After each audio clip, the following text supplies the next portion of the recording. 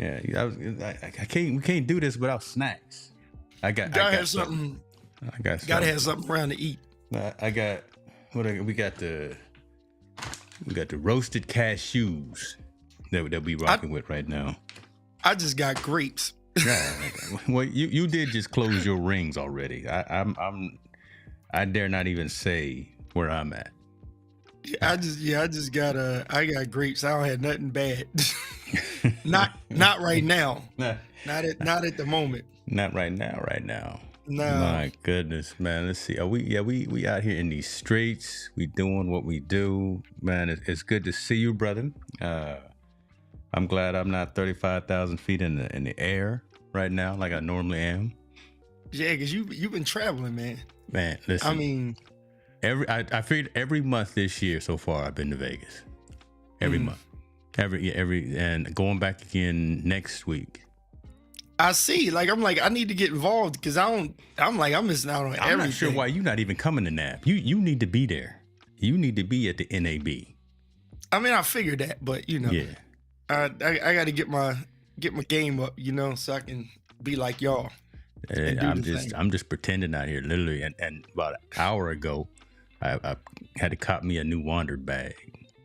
Oh, so did you go with the Sling? No, I didn't. Because you already had the backpack. But so this is what had happened was. What had happened? Go ahead. What had happened was, so I'm looking at it, the 41 liter Provoke in black, because they only did the 41 in black. But it's a little big. It is, especially when you have to put it under the seat in front of you on an airplane. I don't like really having my stuff get dirty like that. So I went with the 31 liter. I was going to go 21, but then your story about the Sling, and instead of 6 and you went 9, by going too small, you could hurt yourself. So I went with the 31, but I did it in my blue. Oh, okay. There you go. That's good. I got my blue. I'll show it to you. Even though you know what it is, I'm gonna show it. You still gonna get the Sling though? Why? I'm gonna tell you why. I have not taken my orange backpack off the wall, and I know the scenarios of when I'm gonna do it. Yeah. But the format, no, you may not get a Sling. I think the reason why you probably did that is because you're used to the flow of the backpack. Me, I don't like to put stuff on my back, especially in the summertime. I don't like to have anything. I don't care how breathable it is. I just don't like the weight and the sweat that can build up. So that's my reason for the Sling. Okay. And the Sling is crossbody, and then I take the camera bodies to go along with the crossbody bag that I have. So I'm stripped down enough that I can do everything. Like I'm gonna have an 85 and a 24 or 50 and a 24, a body, car keys, iPad, Edelkrone stand, all of that in at 9mm, everything in 9mm. If I want to get a little sexier and a little more compact, then I know I can only put on my 24, 35, 50, 85 only, and just carry a stand and an iPad. I'm throwing everything in that 9mm. I can go to an event with that 9-liter bag. See, I was wondering if that was a slip of the tongue. You keep saying 9mm. What you?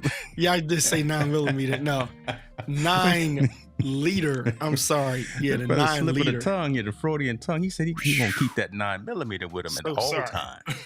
I apologize. I heard that and I was like, uh-oh.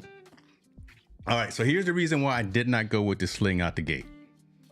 Because I carry my laptop a lot, and I'm not too sure. I have not seen anyone do this whole setup right here with the external connection. You hit it right on the money. That's your why. Yeah, I get it now. Right, that was the reason right there. And listen, I'm walking around these shows and the events. Hey, Richard said he's gonna be there, so look, let's make sure we connect, man. I'm not sure about having my laptop external like that. So, this man kept saying 9mm. I'm like, wait a minute, what? Do I play with yellow snow? Nah, no yellow snow. The only if it's got. I don't play with blue snow neither, because that's antifreeze. Yeah, we got hecklers in the room. Come on, Dan. I only mess with snow cones. That's it. You know. It's only Well, that's unless you the go only to thing Hawaii. Now you've been to Hawaii and you've had their shaved ice. My goodness. It's the bomb. You haven't been to Hawaii and had their shaved ice? Mm-mm.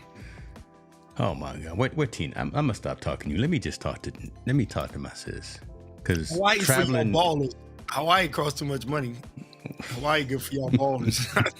I'm like, I'm good. I don't need to be in the middle of the ocean spending all that money. Y'all got that, bro. I'm like, man, I wanted to go to Hawaii, but I'm like, that's a bucket list. That's a bucket list. Yeah, you know, it's a dope trip. Yeah, we are kind of living bougie. We gonna come right to your neck of the woods for the weekend and then jet out. We gonna come hang out with you, hang out with Alicia Keys, and then we rolling out. God. Y'all in and out. Is it? I ain't mad at you. That's what we doing. I just follow my wife. You know, she makes the plans. I just pay for it. I like it.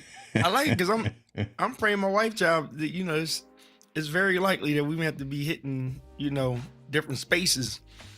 And I'm like, I'm gonna be the third wheel, you know, jumping in. It's gonna be her co-workers and me. I'm gonna be the third wheel and be like, I'll be in this hotel room and at the bar until you come back. But you be sitting there with your camera, right? You getting content, making sure that you stay creative and getting that content. Shirley Key is in the building. How are you, my friends? You said y'all talking Hawaii. Come on now. She know. Sis, what's going on? Hey, bro, guess what? So I am not going to Fuji Live. I'm not going to the Fuji. Wait, let me stop all the music. What? I quit. Nope. I done had 2 epiphanies on. Don't do it. I went in Sammy's Philly store. Sammy's a unique photo guy as well. I went to Unique Photo in Philly, walked in there, and I was like, yo, I know this is a long shot, but he said, don't even do it. I was like, wait a minute. And then my guy who could pull me one, because a couple people didn't pick up their order. Yeah. And you know they're back orders. So That's look, we were talking about that. I gave him a window. They ain't put no money on it. There's a window. And I was about to snatch one of them up. And I was like, dude was like, nope. So if anything, I'll do an A7CR.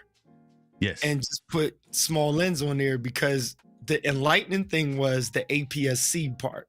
Now I do APS-C with my video projects, but I don't want to flip flop with the pictures. I was just like, one dude explained to me, he was like, you literally can take your ZVE10 off the mount, right? Mm-hmm. Because that viewfinder is so small in that Fuji, right? I still think it's sexy. I'm not going to say never, but I'm not hunting for it now. So if they just got a new shipment in, they were like, oh, they got a whole shipment in, you can grab one right now. I might be like, nah, I'm all right. Man, you got some better willpower than me. Good Lord. Because I'm not, you know what it is? I realize I'm not going to use it. Because for me, the way I do pictures, right? So here's what I would argue on the A7CR. You got more megapixels, right? And if you take it as a travel camera, just add a little bit more of a size. If you go Sony with a compact, you can always do everything that's in camera. So the great thing about that Fuji is the stuff that's inside of it and all. But here's the thing. I can still make the pictures look pretty much 90% the same as the Fuji, plus a more grace with the obstacles. And it's going to fit whatever bag you put that Fuji in. You can put that A7CR in the same bag. That's my argument right now. That's what you're telling yourself. That's how you.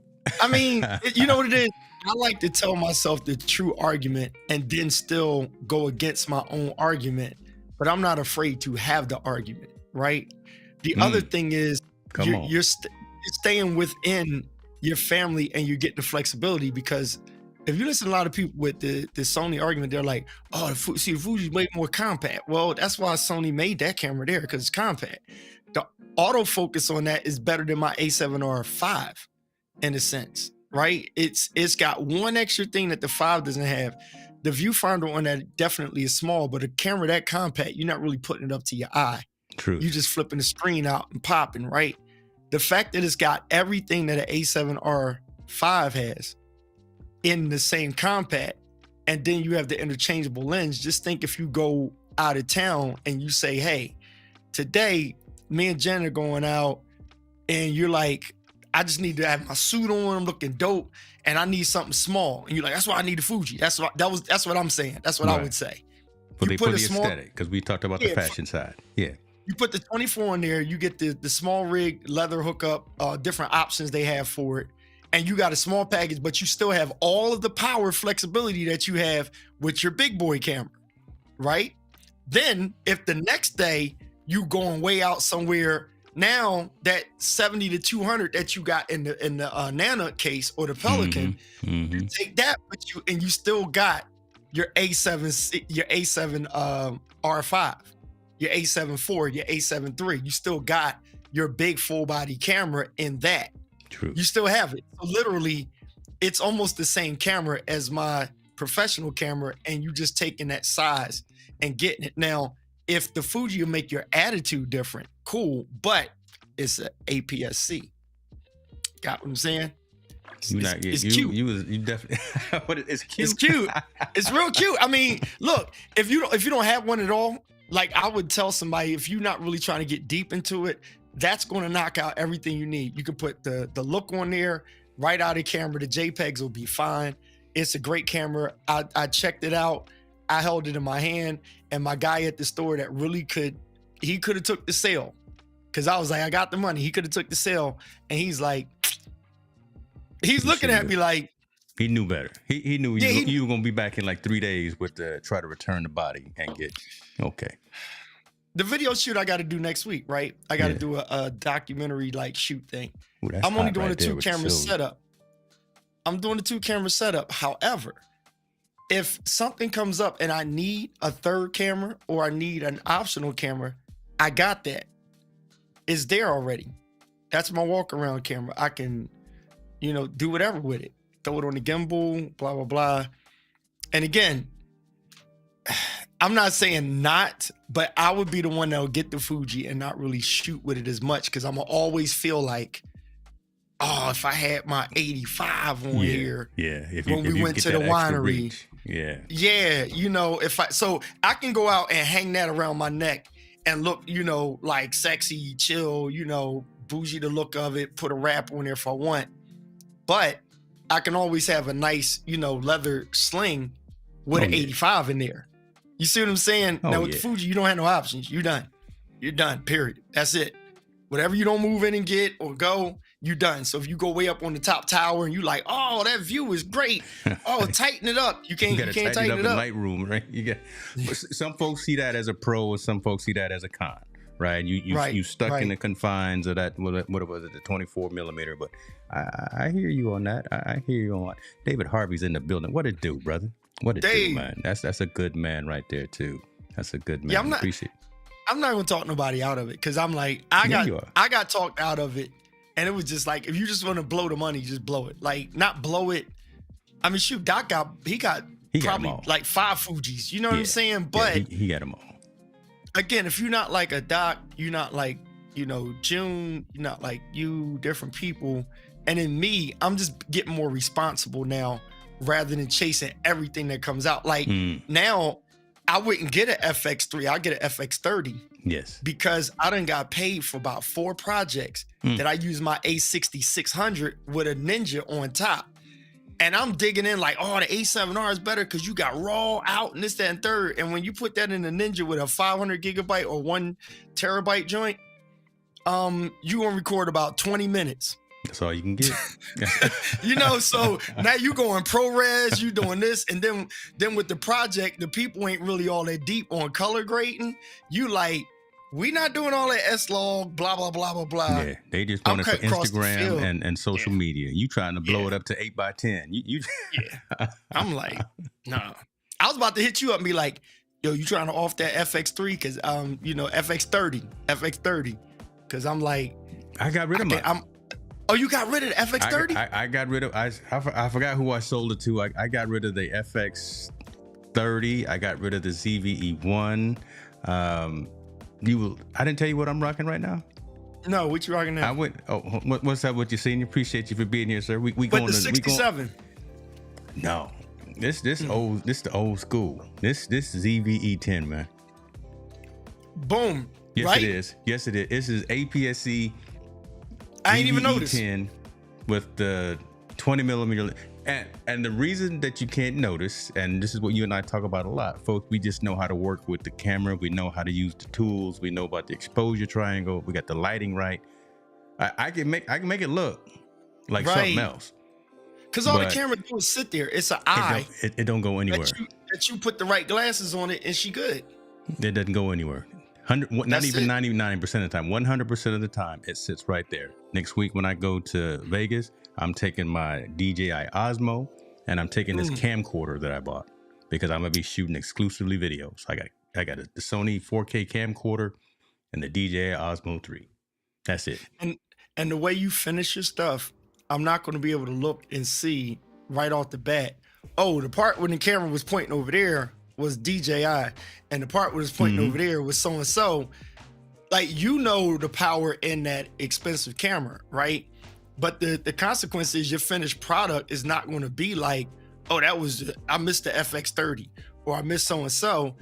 And that's what I learned about when like I said, I was in the store and we were having the conversations, and a couple other people walked in. We were talking, and we were just talking about how much we talk about Lightroom, Photoshop, and everything else, and why RAW is so important. And so another lady was in the store, and when she mentioned about the Fuji, it was like, look, if you just kind of like run and gun shooter, pull the camera out real quick, that might be the thing for you because of all that Fuji film look is crazy. Yeah. But I'm like, I've been mimicking something like that in my shots, you know, and you can fake that. I mean, I don't know if that's the best way to say it, but you can create that, right? With a lookup tape, with a LUT, or with a filter and all that. You can make that Fuji look. You don't have to pixel peep yourself and get in your own way and have a Fuji film that actually has that. Again, most of the folks, the clients, the folks that are looking at it, they're looking at it, you know, 1 by 1 square on Instagram, on their phone. And they don't care. Right. They don't care. Right. Yeah, David, shout out to the eCamm community. I miss y'all. I gotta dip in there real quick. So many people come in and change, and it's, man, we try to hook up a church this Easter weekend. Everybody's trying to get online. It's like, why, y'all? Like, it's a clusterfunk. Everybody trying to show he died. Like, every stream, it's like, it's boring. People ain't even looking at it. They eating the Easter eggs. But this one church, my cousin had to call me up. He was like, yo, cuz, this church, I called you up because this church, they got eCamm. I don't know nothing about eCamm. I was on a phone call for like an hour with these jokers. Like, they was like, oh, you know that eCamm stuff? I was like, good Lord. Good Lord. You know, help us make these overlays, Pastor. Help us with these overlays. I was about to have him hit you up and be like, yo, he gonna send you an invoice though. I'm gonna send it to you quick too, because I got the invoices ready. Man. I gave you the resurrection discount, but they're gonna be an invoice. That's how I gotta pay for these WANDRD bags that I keep buying. To all you eCammers out there, trust me, not only for your own studio, but it's big business outside of your studio. Just be like, I am an eCamm consultant.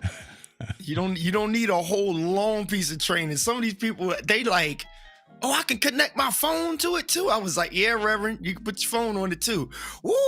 I mean, they got hype. Then they was like, oh, how many cameras can we have? I was like, many as you want to plug in right now. They was like, dude, oh. Somebody else, they was getting hype. They was like, oh, I can bring in the sound source from the mixing board. I was like, that would be ideal. Just take the house mix, throw it right into the computer. The dude already mixed the house. Take that and run it right into eCamm, and your output's gonna be the bomb. They like, man, and they had eCamm for like a year and a half, and never used it.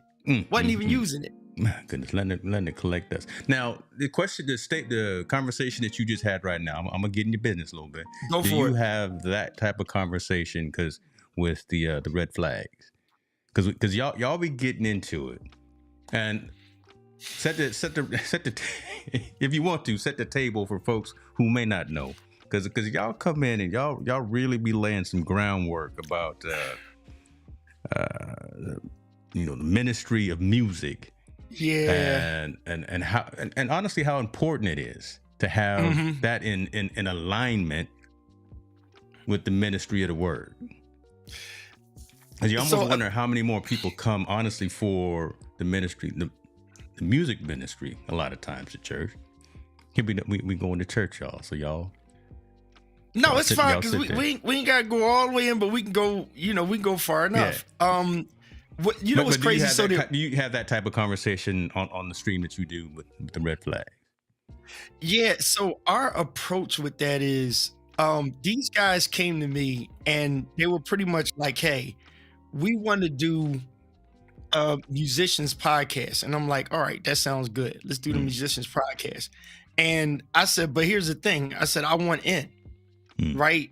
Because I want to be as you know, shout out to my wife, her company's called Faces and Voices of Reason.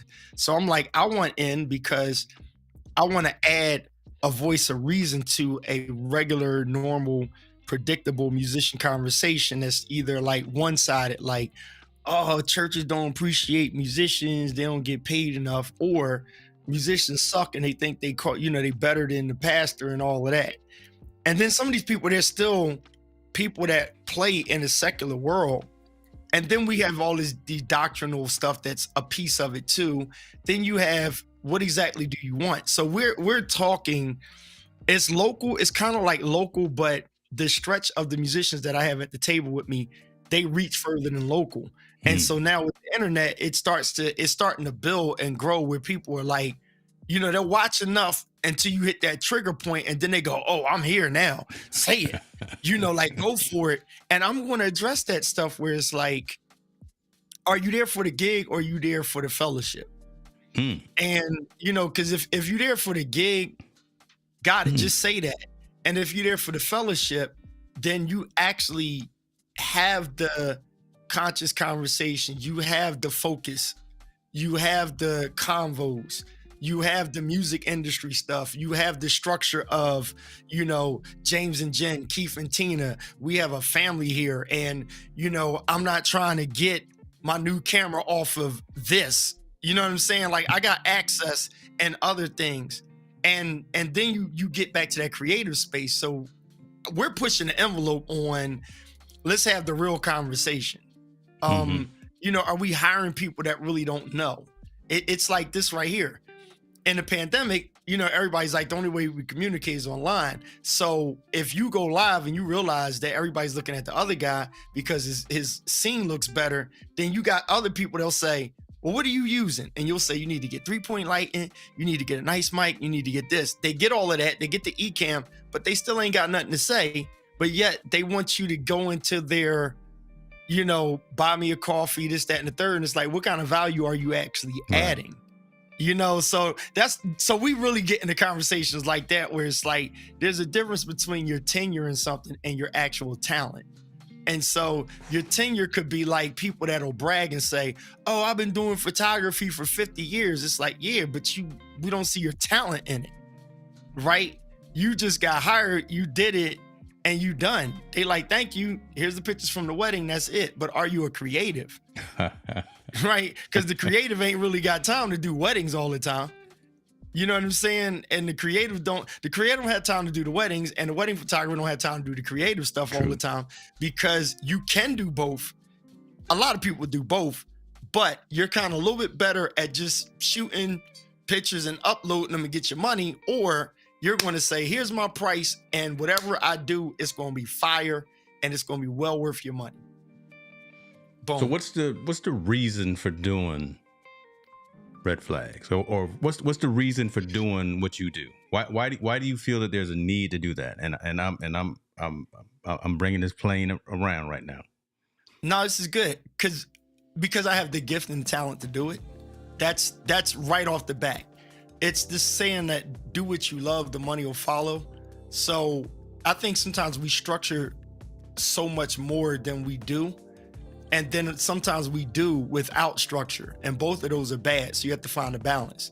So for me, because I already have the know-how to get it done, I'm in the season now of do it. And to do it is, I always believe that conversation changes everything. Remember, I told you my bag, if we were biblical, John chapter 3, John chapter 4, you know, you kind of get around that woman at the well, Nicodemus, whatever. That whole thing about anybody that's a little religious or churchy, it's all about the conversation. right? The conversation is the life-changing piece of everything. And then it's life-changing, meaning that it's conversation for change. And so it has to be attractive, because if it's not attractive, people do. My other law of principle is people hear about what they see. And then there's that area of everybody's doing it. So how can I do it that much more effective? I am a little competitive. So everybody's got a podcast. So how do you do a podcast that's more impactful than the other? Yeah. Everybody is live. How can your live be a little bit more impactful than others? And when you believe it, you can just stay in it and keep going. As long as you're happy in it and it's affecting the one or two, it's always going to multiply into more.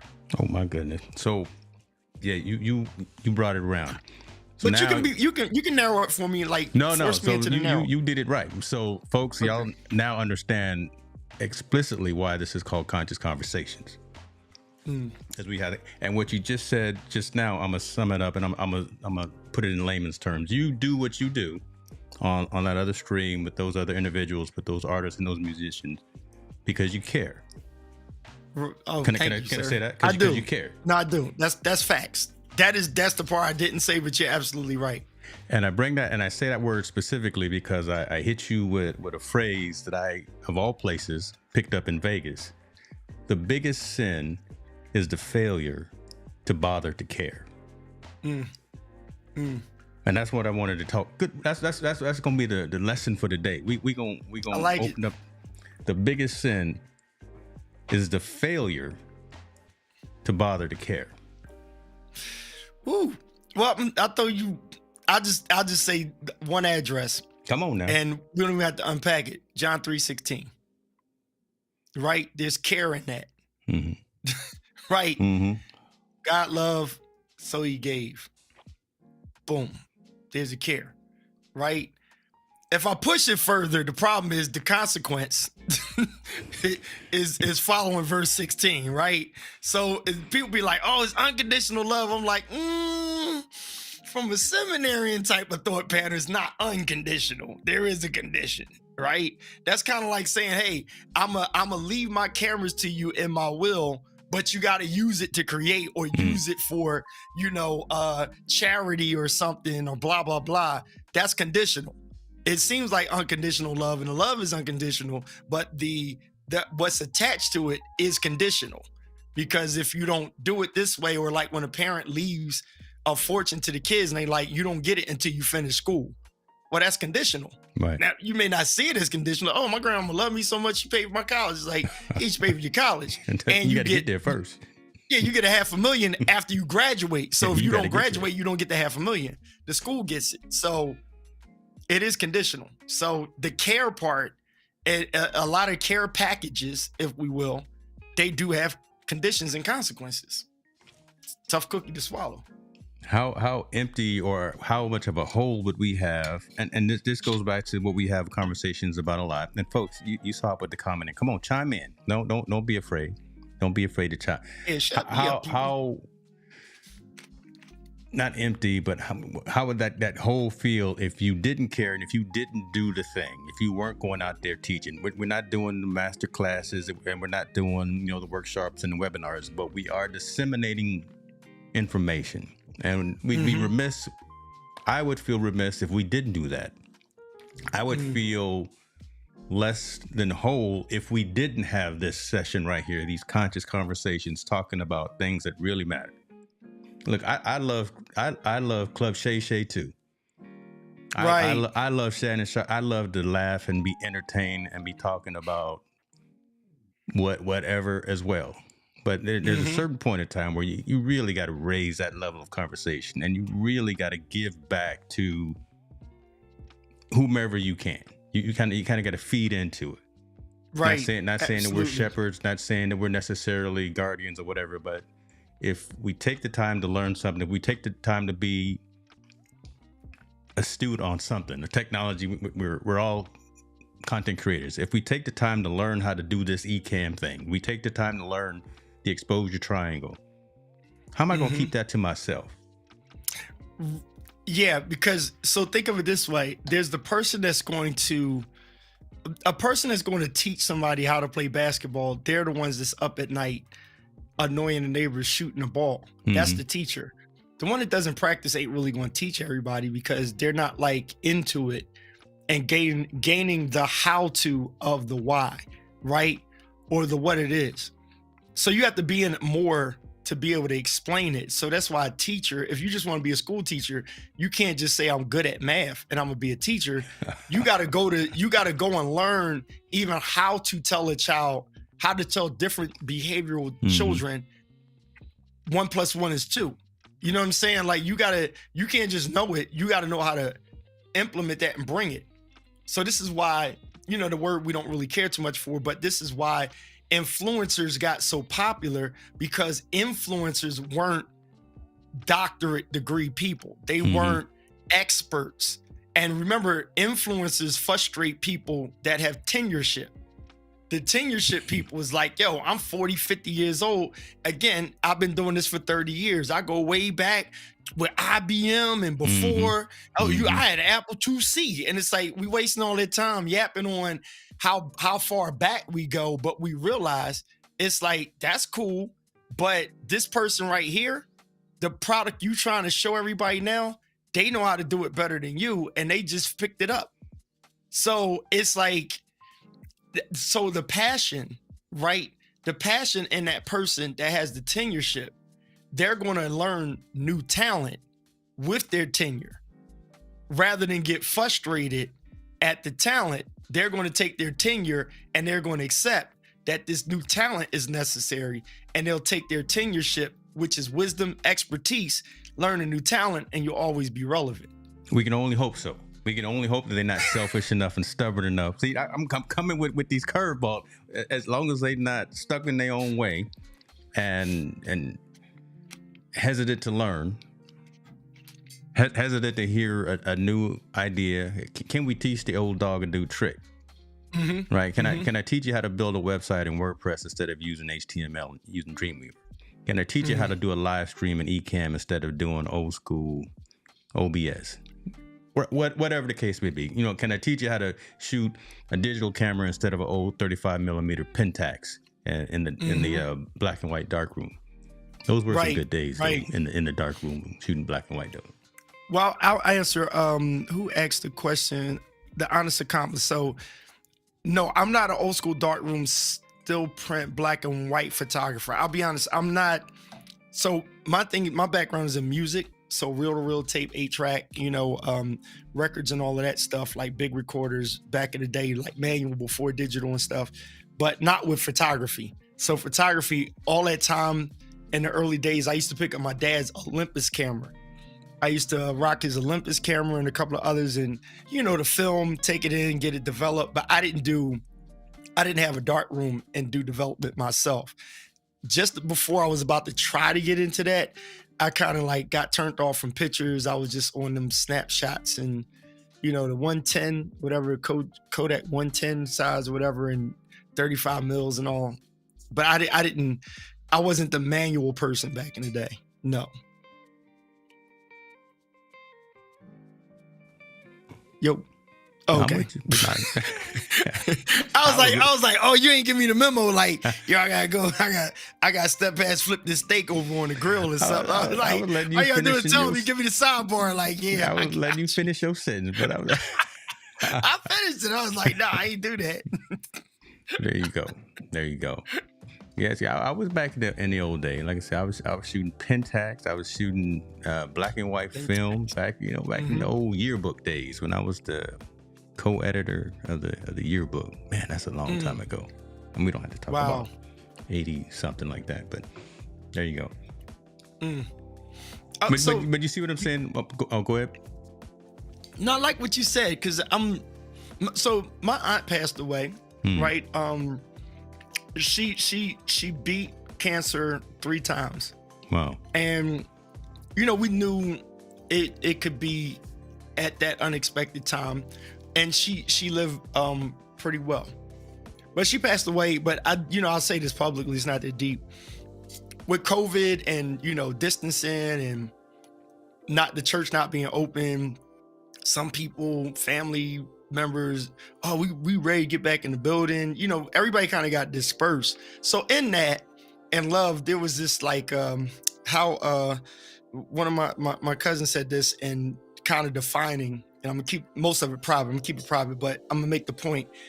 How Lauryn Hill said miscommunication, you know, leads to confusion, right? And it's just not healthy. So in that, my position is everything I've done or not done is because I care. Also meaning knowing when to back away and back off of something, because the actual care, you still have to perform, right? So me being clergy, I'm doing the eulogy, right? But it's like you have to block out all of the tension. Even if everything is forgiven and we're cool, it's still, you still have to operate in that moment. So, so caring also is not just a feeling, but it's actually a function, right? A lot of people feel a certain way, but you have to be accountable for your functionality, even in how you feel. So I like the way you brought up care, and I'm probably going to put this up in the sermon some kind of way. There you go. About the I'm listen. I mean, it's a going home service, so it's a eulogy. So I'll give you credit, but maybe not fully. I'll do it when I'm in front of a church audience on a Sunday. But it'll be in my conscience. So thank you for that, brother. It's like, don't worry, appreciate but it. you know, on the real, it's for you to put it like that, phrase it. That really helped me, because it's like the doing it because you care, and I think that gets lost in the secular sense, right? Yeah. Christian sense or church sense or whatever your faith is, people, in all due respect to whatever your beliefs are, in a religious sense, care is one thing that has a higher, you know, like understanding to it. But it's almost like secular stuff, secular not meaning sinful, but secular stuff like entertainment, media world, the care part almost gets lost. And it gets to be so competitive, it gets to be so overwhelming that it's like, do you do it because you care? So me, I got involved with eCamm because I care, because I was like, yo, I'm gonna help y'all. I don't want just people just saying, oh, you look good. I'm like, I'm gonna help you on how to look good. Yeah, you would go online at 11 o'clock p.m. your time and be online for 3 hours showing. Bro, how the cord ran around the room and how, you know, get the one camera to show the other camera how to set it and all. That's because I care. So look at Ken and Glenn. I don't think they're just driven by their talent. I think they do stuff because they care. That's what I think has made so many people gravitate. Because I've made the statement. I think you've made the statement before too. What drew me to eCamm was the community. It wasn't even the platformer. It wasn't even the functionality at first. It was the world was shut down. We were stopped. We couldn't go anywhere anyway.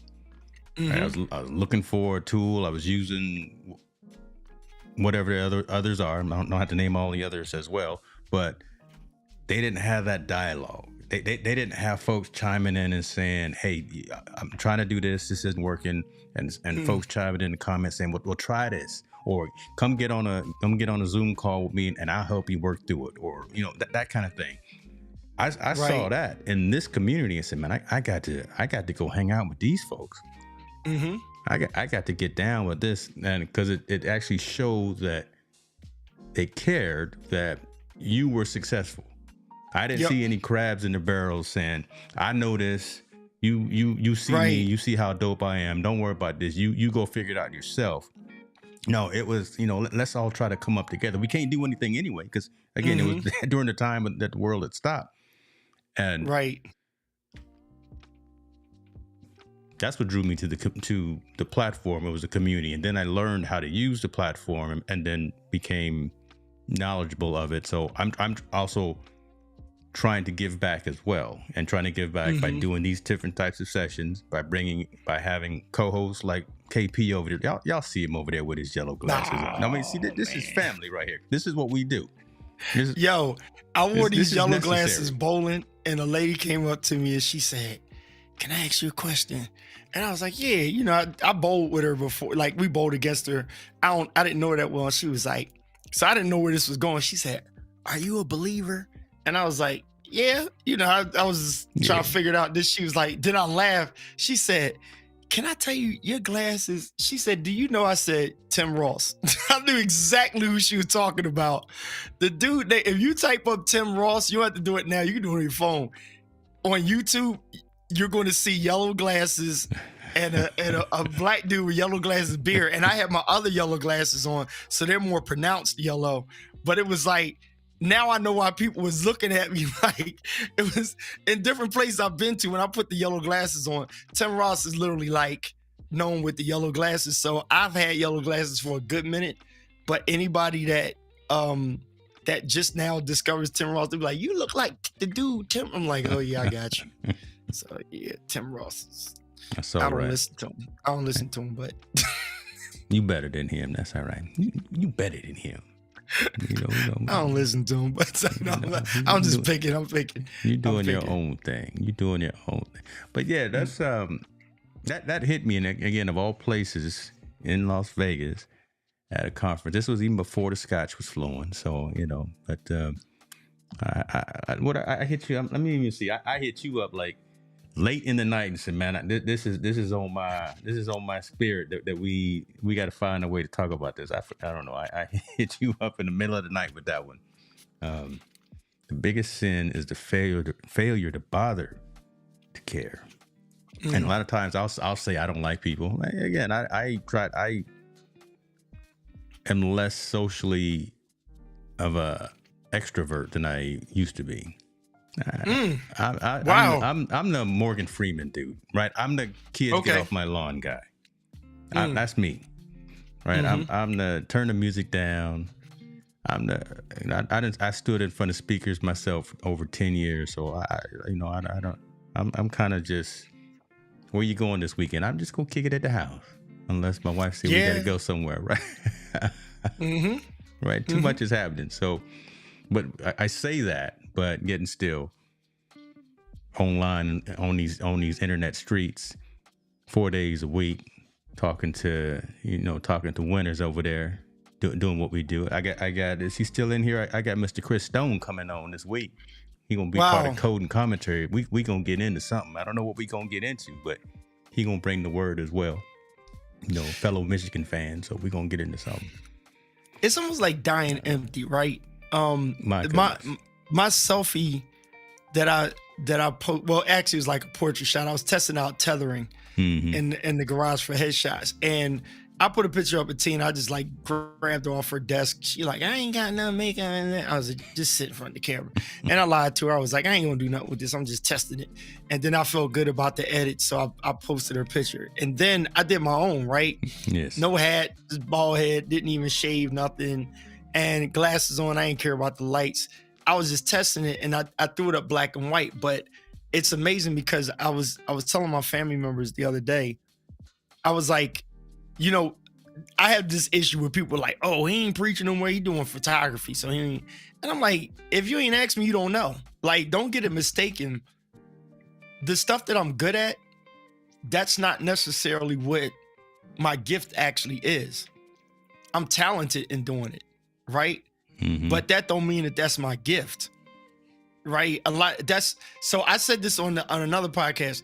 We confuse our gifts and our talents if you really start to dig into the word of the words, because people see you good at something and say, oh, they're gifted in it. It's like, not really. You're talented in it, right? Because you can learn a talent, right? True. But a gift is something that's given. A talent can be gained, it can be studied, it can be fun. And when you achieve it, how can you call it a gift if you had to do all that stuff that I can actually quantify, like, and I can look at it and say, well, you took this training class, you took that training class. This person taught you how to do this, that person taught you how to do that, and you call it a gift? No, that's you got skilled in that. You're skilled now and you're talented in it. Mm-hmm. You got what I'm saying? Or, when they say America's Got Talent, there's a little bit of training in that goes in. The gift part is something that the other talents ain't got. The other talents can't achieve. So that's why you called gifted and talented, right? Yeah. So if you take all of them America's Got Talent and really look at it, you'll be able to point out that right there is just a gift. That ain't just no talent, because 14 other people can do it. It's a good talent. But if it's so unique, that's a gift. Like, where's the other Stevie Wonders at?